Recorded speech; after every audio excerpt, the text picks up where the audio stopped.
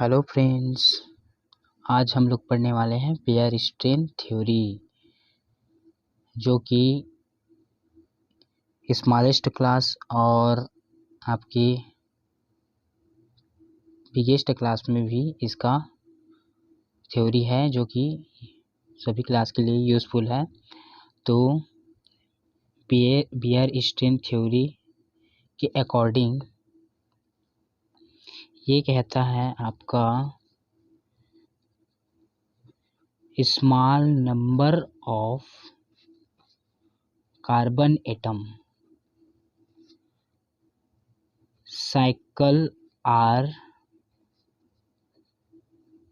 less stable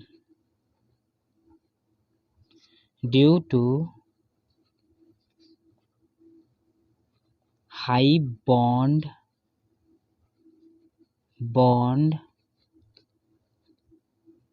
steric hindrance। मतलब इस theory के अनुसार जिस कंपाउंड में नंबर ऑफ कार्बन एटम की संख्या जितनी कम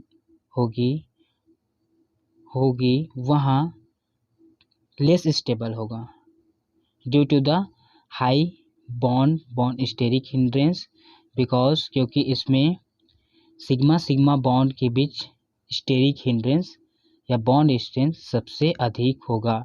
चलिए इसको हम एग्जांपल के थ्रू समझते हैं। Cyclopropane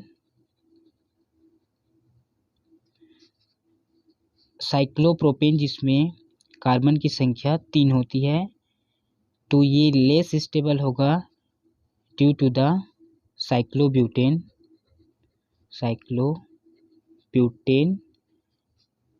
and is less stable than the cyclopentane। तो हम लोग केवल 2 ही डिस्कस करेंगे अभी। साइक्लोप्रोपेन जिसका स्ट्रक्चर इस प्रकार से बनता है, ये आपका साइक्लोप्रोपेन है और ये आपका साइक्लोब्यूटेन है।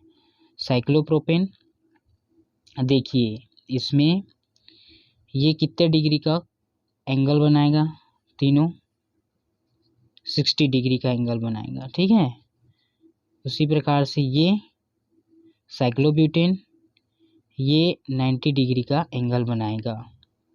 अब इसमें हाइब्रिडाइजेशन को देखिए। साइक्लोप्रोपेन में इस कार्बन पर sp3 हाइब्रिडाइजेशन हो जाए और सिमिलरली इसमें भी sp3 हाइब्रिडाइजेशन पाया जाता है। अकॉर्डिंग टू हाइब्रिडाइजेशन, तो इसके अनुसार इसकी बॉन्ड एंगल जो है 109 डिग्री 28 मिनट होना चाहिए, दोनों का सेम, लेकिन ऐसा नहीं होता है। ये 60 डिग्री का होता है और ये 90 डिग्री का होता है। अगर इसमें डिफरेंस कितना है देखिए, 109 डिग्री, इसको पॉइंट में लिख लीजिए, 0.5 माइनस 60, इसको माइनस करें तो हमारे पास कितना बचता है, 49.5, ठीक है। उसी प्रकार से इसमें 109.5 को माइनस करते हैं 90 डिग्री में, तो इसका आता है आपका समथिंग 19.5।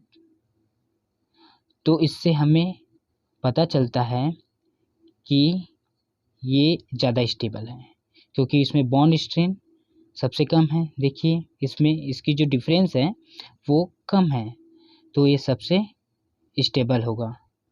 अर्थात जैसे जैसे कार्बन की संख्या बढ़ती जाती है उसमें वहाँ स्टेबल कंपाउंड होते जाता है। अगर इस केस को हम देखें, साइक्लोप्रोपेन, साइक्लोब्यूटेन एंड साइक्लोपेंटेन, और ये आपका साइक्लोहेक्सेन, और ये और है साइक्लोहेप्टेन। ठीक है, तो इस कंडीशन में देखिए ये इतने में, इसमें अगर नंबर ऑफ कार्बन एटम की संख्या बढ़ती जाती है तो इसकी जो स्टेबिलिटी ऑर्डर है, ठीक है, इसकी जो स्टेबिलिटी ऑर्डर है वो इंक्रीज होती जाती है। स्टेबिलिटी ऑर्डर जो है इंक्रीज होती जाती है, इसको कंसाइडर करें तो, क्योंकि इसमें बॉन्ड एंगल जो है घटते जा रहे हैं। ठीक है, और मैं मतलब इसका ऑर्डर इस प्रकार से होगा, देखिए ये, लेकिन यहाँ पर इस केस में ये ऐसे हो जाता है, अर्थात इसमें कार्बन की संख्या तो ज़्यादा है, बाकी ये साइक्लोहेक्सेन से कम स्टेबल है। क्यों? क्योंकि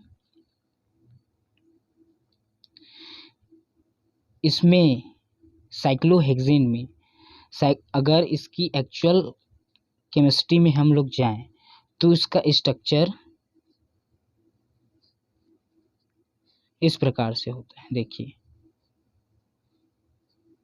चेयर फॉर्म में इस प्रकार से, और ये फ्लिपिंग के थ्रू हमेशा चेंजेबल होता है, अर्थात इसकी जो स्ट्रक्चर है वो चेंजेबल है, चेंज होते रहती है फ्लिपिंग के कारण। ठीक है, इसमें फ्लिपिंग इफेक्ट पड़ता है, तो इससे स्पष्ट होता है कि साइक्लोहेक्सेन इसकी तुलना में मोर स्टेबल है। ठीक है, आशा करता हूँ यह वीडियो आप लोग को समझ में आई होगी। धन्यवाद।